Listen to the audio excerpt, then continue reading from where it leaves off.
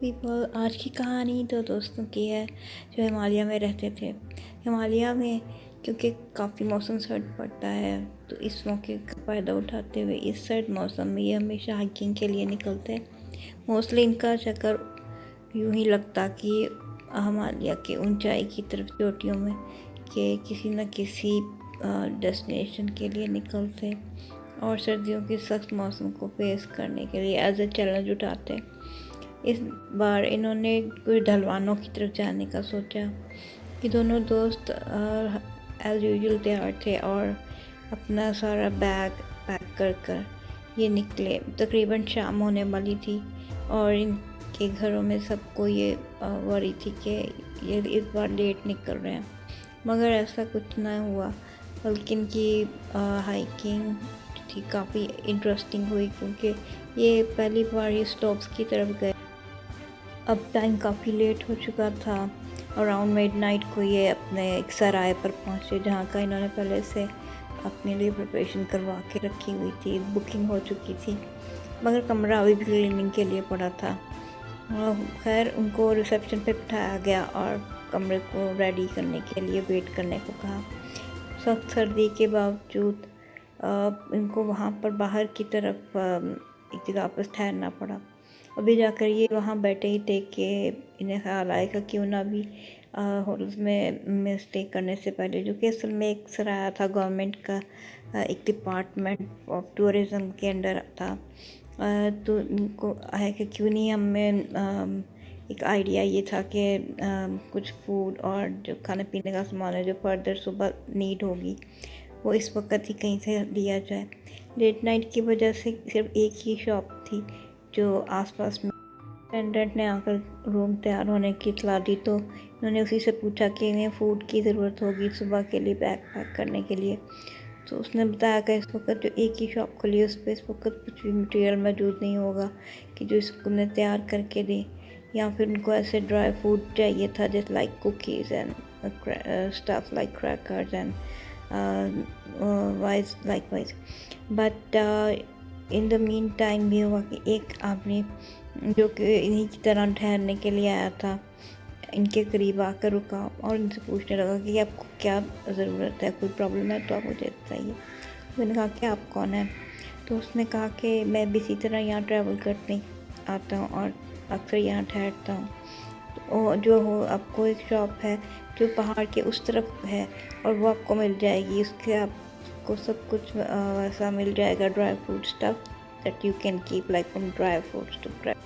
Attendant نے آ کر روم تیار ہونے کی اطلاع دی تو انہوں نے اسی سے پوچھا کہ انہیں فوڈ کی ضرورت ہوگی صبح کے لیے بیگ پیک کرنے کے لیے، تو اس نے بتایا کہ اس وقت جو ایک ہی شاپ کھلی ہے اس پہ اس وقت کچھ بھی مٹیریل موجود نہیں ہوگا کہ جو اس کو انہیں تیار کر کے دے، یا پھر ان کو ایسے ڈرائی فوڈ چاہیے تھا جیسے like cookies and stuff like crackers and وائز but in the mean time یہ ہوا کہ ایک آدمی جو کہ انہی کی طرح ٹھہرنے کے لیے آیا تھا ان کے قریب آ کر رکا اور ان سے پوچھنے لگا کہ آپ کو کیا ضرورت ہے، کوئی پرابلم ہے تو آپ مجھے بتائیے۔ میں نے کہا کہ آپ کون ہیں؟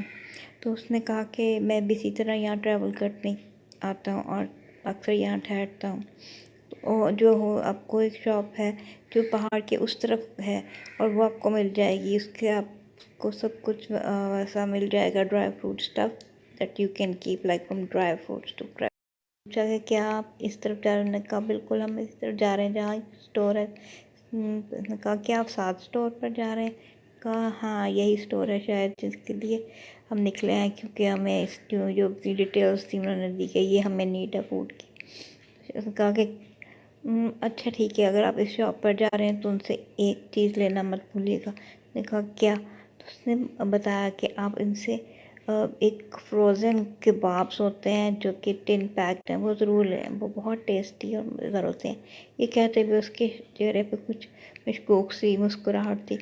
لوگوں نے پوچھا کہ آپ کو کیسے اس بات پتہ ہے؟ اس نے کہا کہ جب میں ینگر ایج میں تھا تو میں بھی وہاں پر جاتا تھا، میں اس سے وہی لیتا تھا، بہت پرانا اسٹور ہے، اور میں نے ابھی مجھے جو کام تھا وہ مجھے یاد آیا کہ مجھے ابھی نہیں کرنا، مجھے یہ کام صبح کرنا ہے، تو مجھے معذرت میں نے آپ کو روکا۔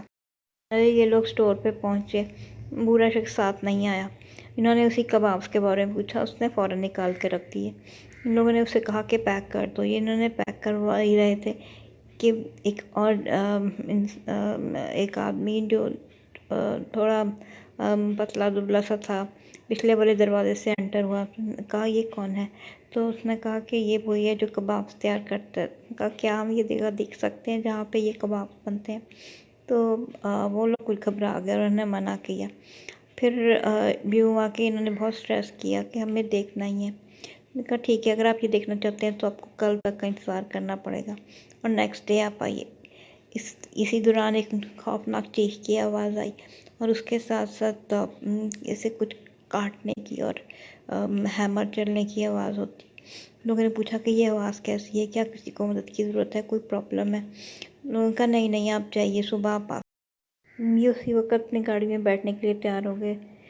جس میں سے پہلا دوست جس کا نام معین تھا، اس نے آواز دی کہ ارسلان کیوں نہیں ہم یہ دیکھیں کہ چیخ کی آواز آخر آئی کہاں سے تھی، اور یہ لوگ کیوں اتنے مشکوک طریقے سے ہمیں روک رہے تھے۔ تو ارسلان نے یہ پلان جو تھا جب معین سے پوچھا، تو معین نے کہا کہ نہیں تم رک جاؤ، ہم کچھ دیر کے بعد ہم ہوٹل اپنے سرائے چلے جاتے ہیں، اور اس کے بعد آ کر دیکھیں گے۔ پلان کے مطابق انہوں نے گھر پہنچ کر سرائے پہ اپنا ڈنر فنش کیا، اور اس کے بعد خاموشی کے وقت جب سب لوگ سو گئے تو یہ نکلے اور اس شاپ پہ آ کر دیکھا کہ آخر سارا ماجرا ہے کیا۔ یہ بیک سائڈ پہ گئے اور ایک عجیب و غریب سین دیکھنے کو ملا۔ ان لوگوں نے دیکھا کہ ایک کمرے میں کئی سارے لوگ، جس میں زیادہ تر لوگ کافی پتلے دبلے اور کمزور اس قسم کے لوگ بند ہیں، اور اس کے باہر ایک ان لوگوں نے مائنڈ پریپیئر کیا کہ ٹھیک ہے اسی وقت سب کچھ کرنے کے لیے اس شاپ کے لیے نکل جائیں گے۔ اتنی دیر میں اٹینڈنٹ کو انہوں نے اپنے رات کے ڈنر کے لیے مینیو دے دیا۔ اس نے کہا کہ ٹھیک ہے ہم لوگ مینیو 1 گھنٹے تک تیار کریں گے۔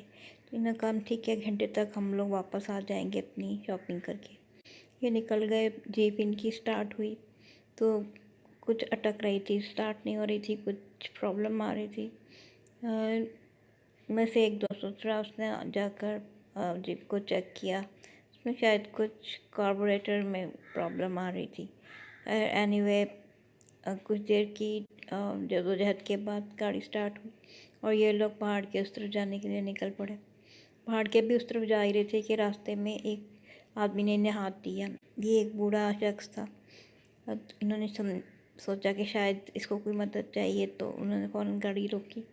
اس شخص نے کہا کہ کیا؟ یہ لوگ چھپتے چھپتے اس کمرے کے دروازے کی طرف گئے۔ انہوں نے کھولنے کی کوشش کی کہ اندر والے لوگوں کو قید کیا گیا ہے، شاید کسی طرح سے انہیں آزاد کیا جا سکے، مگر ایک چوکیدار فوراً ایک بڑا سا خنجر لے کے ان کے سامنے آ گیا۔ لوگ کہا کہ خبردار اندر گئے تو۔ یہ لوگ بہت حیران ہوئے۔ نے کہا ٹھیک ہے ہم اندر نہیں جائیں گے، مگر ہمیں بتاؤ کہ یہ ہو کیا رہا ہے۔ نے کہا ہمیں کچھ بھی بتانے کی ضرورت نہیں ہے، اور نہ ہی پوچھنے کی، جو بھی ہو رہا ہے یہ ایسے ہی ہونے چلنا چاہیے اور ہونے دینا چاہیے۔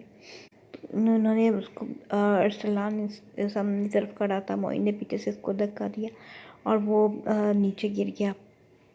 چوکیدار نیچے گر، معین نے اسے خنجر چھین لیا اور اس کے گردن پر رکھ کر پوچھا کہ آخر یہ سب کیا ہو رہا ہے۔ اس نے چلاتے ہوئے کہا کہ کسی کو مت بتانا، میں تم اس بارے میں راز دے سکتا ہوں، مگر صرف اس کی ایک شرط ہے کہ تم کسی اور کو اس بارے میں نہیں بتاؤ گے اور مجھے چھوڑ۔ ایک سائڈ میں چوکیدار کو لے جانے کے بعد انہوں نے ان سے فوراً پوچھا، اور اس نے بتایا کہ جو آپ ٹیسٹی کباب لے کر جاتے ہیں یہ اسی کا سارا سامان ہے، یہ وہی مسالہ تیار کیا جا رہا تھا، اور یہ لوگ کون ہیں، جن سے کیا کام لیا جا رہا ہے؟ تو اس نے کہا نہیں، بلکہ یہی ان کباب کا اصلی مٹیریل ہے۔